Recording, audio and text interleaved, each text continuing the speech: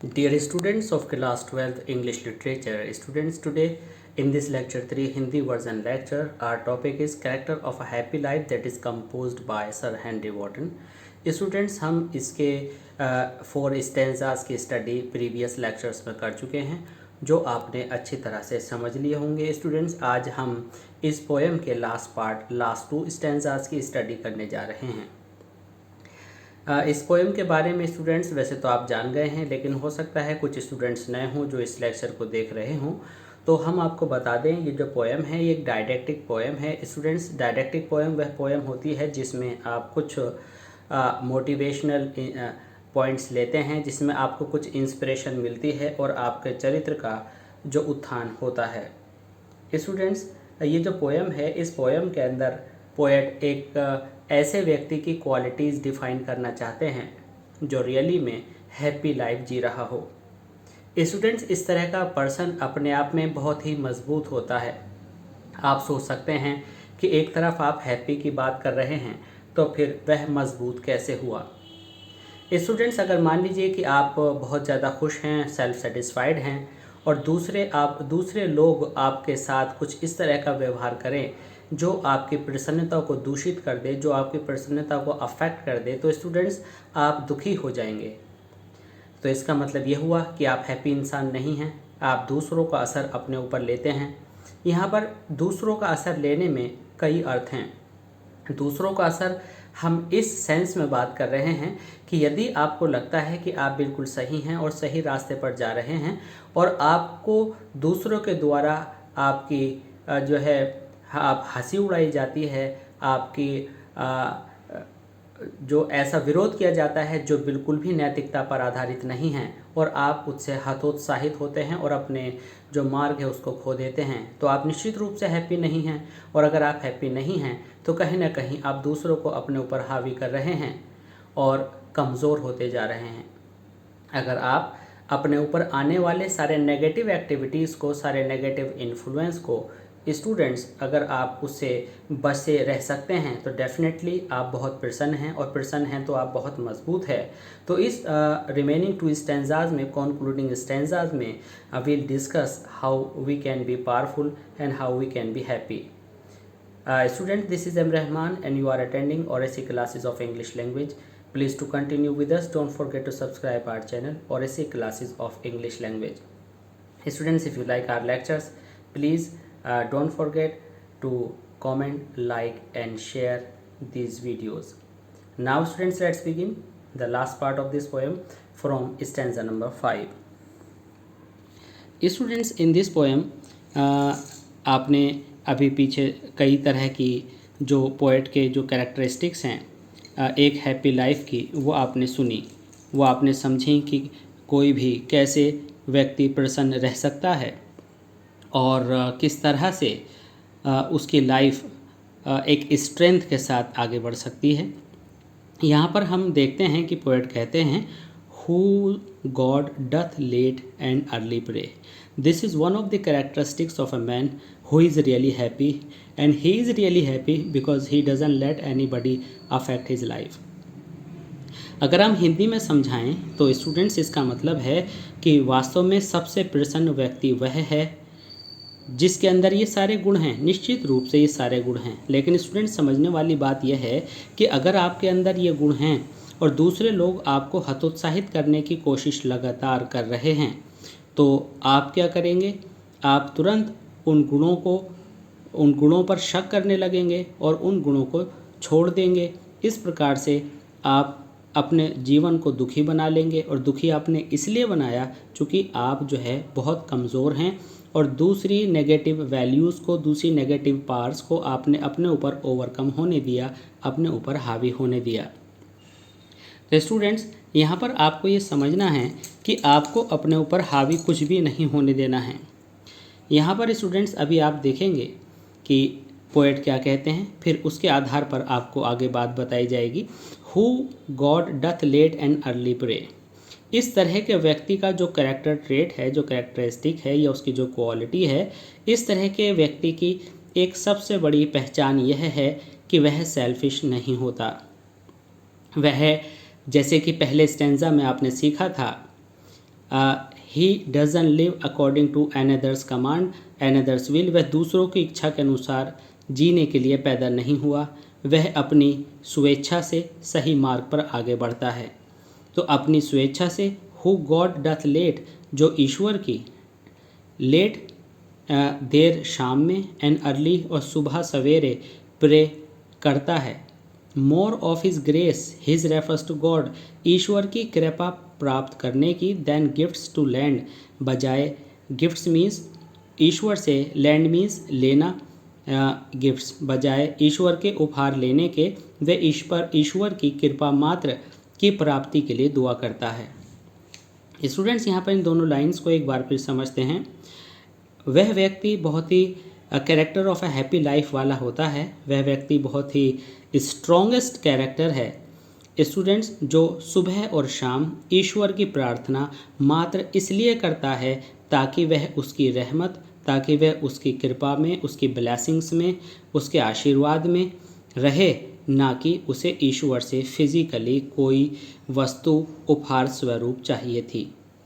Students, हम कमज़ोर लोग जो प्रार्थना करते हैं तो हम ईश्वर से कहते हैं, हम ईश्वर से मांगते हैं कि ईश्वर हमें ये दे देना, ईश्वर हमें कार दे देना, ईश्वर हमें घर दे देना, बंगला दे देना, नौकरी दे देना। स्टूडेंट्स, ये सेल्फ सेटिस्फैक्शन न होने की पहचान है। हो सकता है कि किसी समय पर यह बात गलत साबित हो, लेकिन वास्तविकता तो यही है कि वह इंसान जो सिर्फ ईश्वर के साथ, ईश्वर की दी गई चीज़ों में ईश्वर के लिए रहकर खुश रह सकता है, वही इस संसार में खुश रह सकता है। अदरवाइज़ पजेशंस तो कितनी भी आप एकत्र कर लें, कहीं ना कहीं वह कम महसूस करता है अपने आप को। अब यहाँ पर देखते हैं, who God doth late, doth means does, late early pray, it means who prays God to God early and late in the day, वह इंसान जो दिन में और रात में ईश्वर की प्रार्थना इसलिए करता है कि मोर ऑफ हिज ग्रेस, कि उसे ईश्वर की कृपा मिल जाए, बजाय इस बात के कि उसे ईश्वर के द्वारा दिए गए कुछ वरदान, कुछ वस्तुएं, कुछ पजेशंस, कुछ भौतिक चीज़ें मिल जाएं। Who entertains this harmless day, वह अपना दिन एंटरटेन करता है, बिताता है, मानता है, मनाता है, हार्मलेस, बिना दूसरों को नुकसान पहुंचाए, with a well chosen book, एक बड़ी सी अच्छी सी चुनिंदा किताब के साथ, और अ फ्रेंड, और एक मित्र के साथ। स्टूडेंट्स, तो यहाँ पर आपने देखा कि उस व्यक्ति की क्या क्या क्वालिटीज़ हैं, जो कि एक बहुत ही स्ट्रॉन्ग कैरेक्टर वाला इंसान है, एक स्ट्रेंथ वाला इंसान है, और कैरेक्टर ऑफ अ हैप्पी वाला इंसान है। स्टूडेंट्स, उसकी क्वालिटीज़ हैं कि वह दिन और रात सुबह जल्दी उठकर ईश्वर की प्रार्थना इसलिए नहीं करता ताकि उसे ईश्वर के द्वारा बहुत सारी भौतिक वस्तुएं मिल जाएं, बजाय वह इसके वह प्रार्थना करता है कि ईश्वर की कृपा उस पर बनी रहे, उसके लिए यही बहुत है। वह इंसान अपना पूरा दिन दूसरों को नुकसान दिए बिना, दूसरों को कष्ट दिए बिना बिताता है, और उसके साथ जो जिनके साथ वह बिताता है वह एक बहुत अच्छा सा मित्र और एक बहुत अच्छी सी किताब होती है। तो स्टूडेंट्स, ये रहा इसका पैराफ्रेज। अब देखते हैं कि इसको एक्सप्लेनेशन में आप कैसे डिटेल में लिखेंगे। आप लिखेंगे कि ऐसा व्यक्ति जिसका चरित्र बहुत मजबूत होता है, जिसके ऊपर नकारात्मक शक्तियों का प्रभाव नहीं होता, स्टूडेंट्स, उसका जीवन हमेशा दूसरों के द्वारा विघ्न नहीं डाला जा पाता, और वह एक जैसा समान और एक संतुलित जीवन जीता रहता है, और किसी के द्वारा विघ्न न डाले जाने पर स्टूडेंट्स वह हमेशा प्रसन्न रहता है।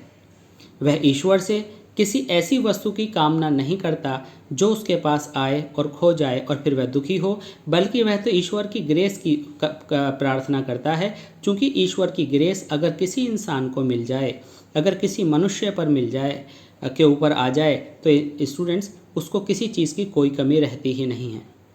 सांसारिक वस्तुएं, अगर आपने कोई सांसारिक वस्तु मांगी और उसमें कुछ हर्ट हो गया, उसमें कुछ दुख आ गया, तो आप परेशान हो जाएंगे। लेकिन जब आपके साथ ईश्वर की मदद शामिल है, ईश्वर की ग्रेस शामिल है, उस सर्वशक्तिमान का साथ शामिल है, तो ऐसी पता नहीं कितनी भौतिकवादी वस्तुएं जो हो सकता है आपके लिए सही ना हो, ईश्वर हर चीज़ में एक सही रास्ता पैदा कर देता है। इसलिए ईश्वर की ग्रेस की हमारे जीवन में प्रसन्नता के लिए सबसे बड़ी ज़रूरत है। ऐसा व्यक्ति, क्योंकि जो ऐसा व्यक्ति नहीं होता वह हमेशा यह चाहता है कि मैं दूसरे व्यक्ति का ये सामान अपना लूँ, मैं दूसरे व्यक्ति की प्रॉपर्टी को अपना लूँ, मैं दूसरे व्यक्ति के इस अच्छी चीज़ को चुरा लूँ। उसका दिमाग अपने आप को प्रसन्न करने के लिए ऐसी नकारात्मक युक्तियों में लगा रहता है जो उसे कष्ट देती हैं और कई बार जीवन को बिल्कुल नष्ट भी कर देती हैं। जबकि वह व्यक्ति किसी को शॉर्टकट नहीं देना चाहता, यह व्यक्ति किसी सफलता को शॉर्टकट में नहीं लेना चाहता है। चूँकि स्टूडेंट्स, ये जो छोटे छोटे रास्ते होते हैं सफलता के, वह रास्ते हमेशा दुख की तरफ जाते हैं।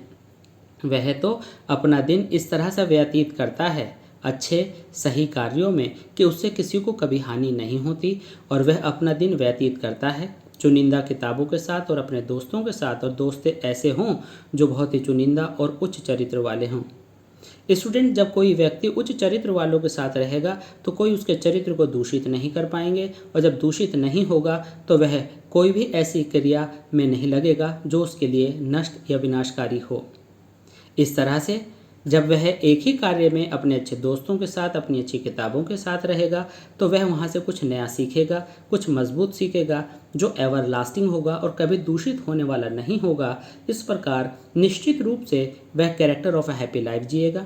उसका कैरेक्टर बहुत ही स्ट्रॉन्ग होगा, वह किसी के द्वारा अफेक्टेड नहीं होगा, और स्टूडेंट जब वह किसी के द्वारा प्रभावित नहीं होगा तो निश्चित रूप से उसके पास दुख आ ही नहीं सकते हैं। अभी स्टूडेंट्स, यहाँ पर आपने देखा कि क्या राइम स्कीम है हमारी स्टैंजा की। प्रे एंड डे आप कह सकते हैं A and land and friend B. In this way A B and A B is the rhyme scheme here. Now student, let's see the last stanza. This man is free from servile bands. Servile means students वे सारे बंधन जो किसी को गुलाम बनाते हैं, वह किसी को जो दमन करके रखते हैं। स्टूडेंट्स, वह सारे बंधन जो किसी को बैंड ऑफ स्लेवरी में बांध कर रखते हैं। ऑफ होप टू राइज, इस इंसान को जो ऊपर उठने की जो होप है, और फियर जो फॉल है, फियर टू फॉल है, नीचे गिरने का जो डर है, इन सारे बंधनों से वह फ्री रहता है। अब इसका क्या कहने का मतलब स्टूडेंट्स यहाँ पर आया, ध्यान से समझने की बात है। यह व्यक्ति उन बंधनों से जो कि हमारी एक तरह से चिंताएं हैं, ठीक है, हमारी एक तरह से मस्तिष्क को लगातार बांधने वाली भावनाएं हैं। वह भावनाएं क्या हैं? मैं कब विजयी होऊंगा, मैं कितने दिन में विजयी होऊंगा, मुझे कब अर्निंग होगी, मेरे कब रिसोर्सेज स्ट्रेंथन होंगे, मैं कब मजबूत बनूंगा। एंड फियर टू फॉल, अगर बन गया तो मुझे कौन नुकसान देगा। तो स्टूडेंट, जो शांति में बैठ कर के मस्तिष्क को, मन को शांत रख कर के बैठने का जो समय है, उस समय में वह व्यक्ति पूरी तरह से इन विचारों में, इसके ताने बाने में उलझा रहता है, और उलझे रहने की वजह से यह ऐसा कहा जा सकता है कि ये जो भावनाएं हैं ऊपर उठने की चाह वाली और नीचे गिरने के डर वाली, यह उसे बांधे रखती हैं और यह उन भावनाओं के लिए एक गुलाम की भांति हो जाता है। This man is free from servile bands. Students, मुझे लगता है कि यहाँ पर मेटाफर होना बिल्कुल उचित है, क्योंकि जो सर्वाइल बैंड्स हैं ये प्रॉब्लम्स को कहा गया है। तो प्रॉब्लम्स हमारी जो हैं वो सर्वाइल बैंड्स हैं। इट मीन्स हमारी जो पजेशंस हैं वो सर्वाइल बैंड्स हैं, तो पजेशंस को यहाँ सर्वाइल बैंड्स कहा गया है। तो यहाँ पर मेटाफर फिगर ऑफ स्पीच है।